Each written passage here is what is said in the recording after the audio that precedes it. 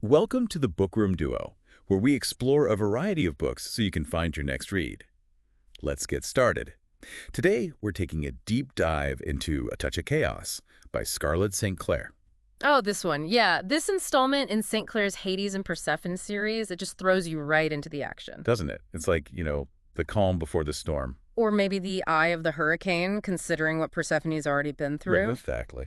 It's interesting how St. Clair doesn't shy away from upping the stakes with each book, you know? You would think after becoming Queen of the Underworld, things would, like, calm down for Persephone. You would think. But that's not how this author rolls. Nope, not at all, and thank goodness for that. Where's the fun and a predictable happily ever after, right? Right.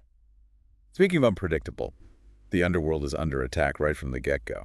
Yeah, the Titan Iapetus and the monstrous Hydra, they're just causing absolute mayhem, trying to break free from Tartarus. For those who might not know, Tartarus is basically the deepest, darkest pit of the Underworld, where, like, the worst of the worst are imprisoned. Yeah. Even for, like, seasoned readers of the series, this attack sets the stage for a level of chaos we haven't seen before. Right. Like, we knew things were going to get wild, but this is like a whole new hold on to your hats. Crazy.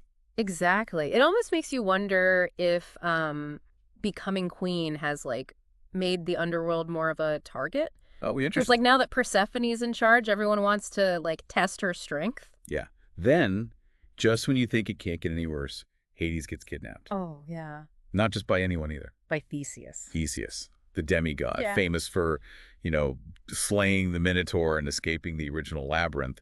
He's using the Helm of Darkness, Oh, right. which you might remember was once Hades's, to sneak into Tartarus and overpower him. Wow. Like, imagine someone breaking into Fort Knox. That's basically what Theseus just did. I was totally shocked when that happened. I mean, Hades is a god, the king of the underworld. How do you even begin to capture him? Well, the Helm of Darkness, it makes the wearer invisible, and it seems Theseus has a chip on his shoulder the size of Mount Olympus. He wants to take down the Olympian gods and become the supreme ruler. Yeah, you know what they say? Hell hath no fury like a demigod scorned. But Theseus isn't working alone, is he? Nope. He's teamed up with Demeter, Persephone's mother, Oh, who's been dead for a while now. But even in death, Demeter is just fueled by this rage and grief over the loss of her granddaughter, Tyche. Right. She wants revenge, and she sees Theseus as, like, her weapon. Oh, so we've got Theseus wanting power, Demeter wanting revenge, and Hades, well, just wanting to get out of this whole mess. It's the ultimate recipe for disaster. It really is. And Theseus imprisons Hades, of all places, in the labyrinth at Knossos. Oh, jeez. He rebuilds it using adamant, which is this super strong, almost indestructible material. So basically, he's created a prison that even a god can't escape. So not only is the underworld under attack, but its king is trapped in a mythical, inescapable prison. Right. What's a queen to do? I know. Persephone's dealing with a lot, to say the least. Not only does she have to rescue Hades, but she's also grieving the loss of her mother, even if their relationship was complicated, to say the least. And she's navigating the political fallout of these events. Yeah. The public is questioning her leadership. There are whispers of rebellion brewing. Oh, dear. It's a lot. It's a lot.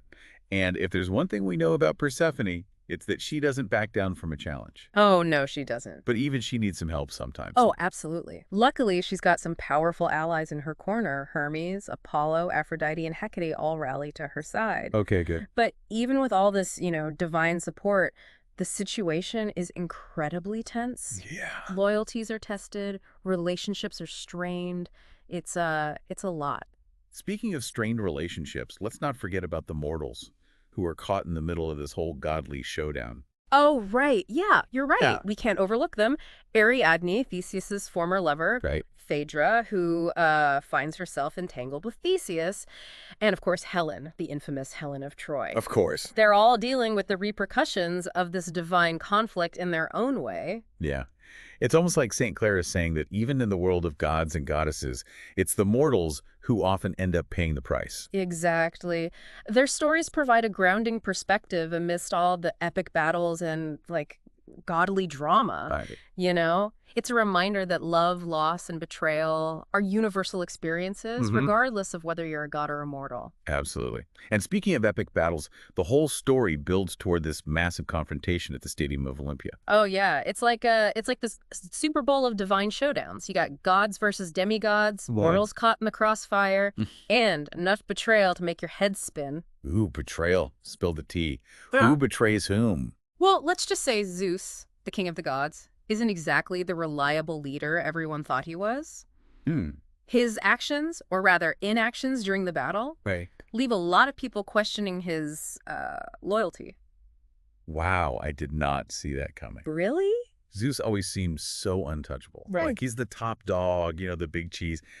To think he might be involved in this whole mess is mind-blowing. Yeah, it really shakes things up, right? Yeah. Makes you question everything you thought you knew about, like the Olympian order, the balance of power. Totally. And speaking of power, one of the most fascinating aspects of this book is, how St. Clair explores the different ways it manifests. Ooh, yeah. Let's talk about that. Okay. We've got Theseus seeking power through, brute force and manipulation. Right. Then there's Demeter wielding power through her grief and rage. Yeah. And, of course, there's Persephone, whose power is rooted in love and connection. Exactly. It's almost like a case study in, the different faces of power. Oh, I like that. Theseus, he represents that, more traditional, almost tyrannical approach to power. Right. He wants to rule through fear and dominance. Demeter, on the other hand, is driven by raw emotion. Yeah. Her power is, it's chaotic, destructive, and then there's Persephone. She's always been powerful, but in this book, her power seems to, evolve. It does. It's like she's tapping into something deeper, something more primal. I agree. It's almost like she's becoming a force of nature herself. Right. And that brings us back to the stadium at Olympia. Yeah.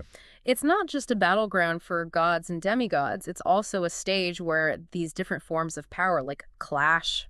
So the games are more than just a sporting event. They're a symbolic representation of this, larger power struggle that's happening. Exactly. And St. Clair weaves in elements of, ancient Greek culture and mythology to make the games even more significant. Right. For example, the chariot race, it's a classic contest of skill and strength. But in this book, it takes on a deeper meaning. Yeah, it's not just about who crosses the finish line first. It's about what they represent. Right. You have Theseus, representing ambition and ruthlessness, pitted against Ajax, a hero who embodies loyalty and honor. And the outcome of this race, it has far-reaching consequences. Yeah. Shaping the course of the conflict. Then there's the wrestling match between Hector, the Trojan prince, and Ajax. Wow. Yeah. It's a duel steeped in history and mythology, echoing the, legendary battles of the Trojan War. Absolutely. And speaking of legendary figures, we can't forget about Helen. Oh, Helen. She plays a pivotal role in the games. Okay. And her motivations are as complex as her reputation suggests. I'm dying to know more about her role. Everyone knows Helen as the face that launched 1,000 ships. Right. But in this book, she's so much more than just a beautiful woman. She is. St. Clair portrays Helen as a survivor, a manipulator, a woman driven by her own ambitions. She's a wild card, and her involvement adds a layer of unpredictability to the already chaotic events at the games. Yeah, it's like she's playing her own game. Right. With her own set of rules. Exactly. And you never quite know whose side she's on or what her end game is. True. But one thing's for sure, Helen's presence always shakes things up. It does. Speaking of shaking things up, let's talk about the duel between Apollo and Theseus. Okay. That's the climax of the games, right? It is, yeah. And it's a battle for the ages. Apollo, the god of light and music, representing the Olympian order, faces off against Theseus, the ambitious demigod who wants to tear that order down. Yeah, it's a battle of ideologies as much as it is a physical fight. You got it. Yeah. And the way St. Clair describes the duel is breathtaking. Oh, really? You can almost hear the clang of the swords, feel the tension in the air, sense the anticipation of the crowd. Okay, take us through the duel. How does it all unfold? Well, it starts with an epic archery battle. Okay. Apollo naturally is a master archer. Why, of course. But Theseus holds his own, demonstrating his skill and determination. So it sounds like a classic good versus evil showdown. The god of light against the power-hungry demigod. That's how it seems, right. Right. But as with everything in this book, things aren't always so black and white. Oh. As the duel intensifies, they switch to swords. Oh. The clang of steel echoing through the stadium. I bet that was, like, terrifying but exhilarating to watch. I know. St. Clair really makes you feel like you're right there in the middle of the action. Yeah. But here's where things get really interesting. Oh, I love when you say that. Tell me more. Just when it seems like Apollo might be, like, gaining the upper hand, Theseus pulls out a secret weapon. What? Zeus's lightning bolt. What? How did he get his hands on that? That's the million-dollar question. Right. It's a shocking twist that reveals, just how far Theseus is willing to go to achieve his goals. Yeah. And it also raises some serious questions about Zeus's involvement in this whole scheme. This Theseus guy is full of surprises, and not the good kind. No. So what happens when he unleashes the lightning bolt? I can't imagine that ends well. It's utter chaos. The lightning bolt is this, like, raw, untamed force of power. Right.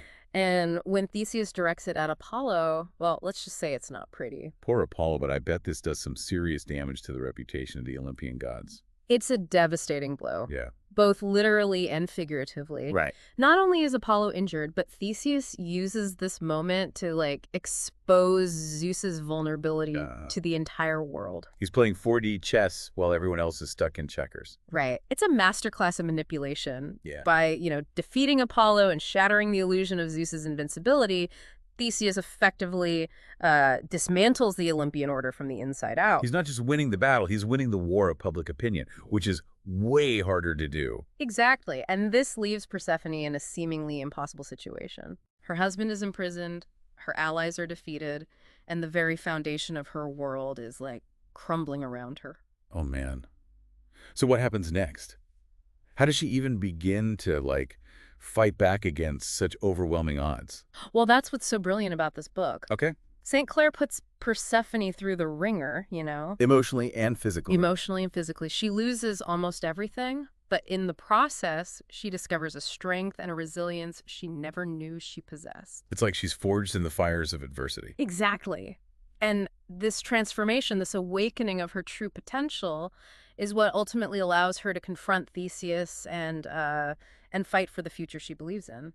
So even in the face of darkness and despair, there's still hope. There is. And that hope is what keeps you, like, turning the pages, desperate to see how Persephone will, rise from the ashes and reclaim her power. That's what I love about a good book. Those moments where you're on the edge of your seat, wondering how the hero is going to overcome seemingly impossible odds. Right. And a touch of chaos doesn't disappoint. It doesn't. It's a roller coaster ride of emotions. With twists and turns that keep you guessing until the very end. Before we dive into the resolution, let's talk about the labyrinth. Yes, the labyrinth. It plays a significant role in this book. Yeah, it does. Not only is it where Hades is imprisoned, but it also represents the tangled webs of fate and destiny that bind the characters. Oh, wow. You mentioned earlier that Theseus rebuilt it using adamant. What's the significance of that?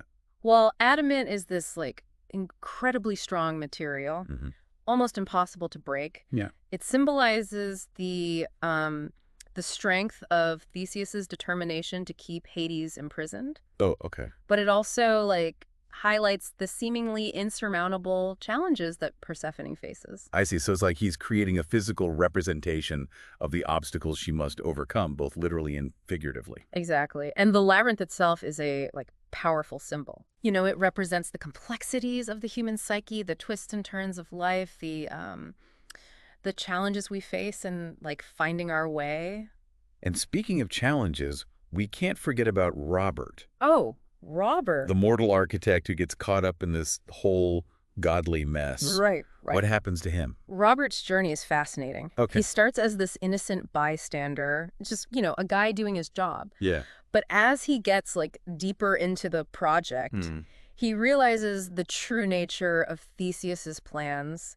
And the danger that he's in. He's like the audience surrogate. Yeah. Every man thrust into extraordinary circumstances. And that's a great way to put it. And his story kind of highlights the human cost of this divine conflict. Even those who aren't directly involved get swept up in the chaos. Right. Suffer the consequences. It's a reminder that even in myths and legends, real people are affected by the actions of, the powerful. Absolutely. And Robert's resilience and courage in the face of these challenges is, like, truly inspiring. So we have a labyrinth representing seemingly insurmountable obstacles. Right. A power-hungry demigod who's manipulated his way to the top, and a queen who's lost almost everything. How does Persephone even begin to turn the tide? Yeah. Well, that's what we'll delve into in the final part of our deep dive. Ooh, cliffhanger. Can't wait to see how this all unfolds. Okay, so we're back and ready to, dive into this final part of A Touch of Chaos. Last we left off, Persephone was facing impossible odds. Theseus was, at the top, the Olympian gods were in disarray, and Hades was still stuck in that inescapable labyrinth. I mean, where do we even go from here? Well, this is where Persephone's journey takes a really, really remarkable turn. Remember, she's lost so much. Her mother, her sense of security, her confidence as a ruler. Yeah. But it's in this darkness that she discovers this wellspring of strength she never knew she had. It's like the saying, what doesn't kill you makes you stronger. Yeah, exactly. And St. Clair, she really explores this concept in a nuanced way. Persephone's grief, it doesn't magically disappear. Right. But it fuels her determination. Her love for Hades, it becomes this guiding light, pushing her forward even when all hope seems lost. Yeah, it's that epic love story that keeps readers coming back for more, right? That unwavering connection between Hades and Persephone, even when they're worlds apart. Absolutely. And it's not just romantic love that empowers Persephone. It's her love for her people, her growing understanding of the underworld, and her acceptance of her own duality, the light and the darkness within her. So she's not just fighting for Hades, she's fighting for herself, for her right to rule, for the future of the underworld. That's a great way to put it. And this internal shift, this embracing of her full self, is what allows her to access a level of power that rivals even the most powerful gods. Okay, I'm on the edge of my seat. Yeah. How does she use this newfound power to, fight back against Theseus? Well, remember that Theseus, he's been playing the long game, right? Manipulating events and people to achieve his goals. He's created this atmosphere of fear and uncertainty, hoping to, break the spirit of those who oppose him. Classic tyrant move. But Persephone's not one to be easily intimidated, is she? Oh, not at all. She realizes that to defeat Theseus, she can't fight him on his terms. Right. She has to disrupt his narrative, expose his lies, and remind people of the hope and the strength that he's been trying so hard to, extinguish. So it's not just about physical battles, it's about winning hearts and minds. Exactly. It's about reclaiming the narrative, inspiring others to resist, and showing them that even in the darkest of times, there's always a flicker of light. Ooh, this is giving me chills. So how does she do it? How does she rally the people to her side? Well, she starts by reaching out to those who've been, marginalized and silenced by Theseus's regime. Oh. She listens to their stories, acknowledges their pain, and offers them, compassion and support. It's like she's building a movement from the ground up, empowering those who have been disempowered. Exactly. And as a word of her actions, spreads, others begin to find their voices.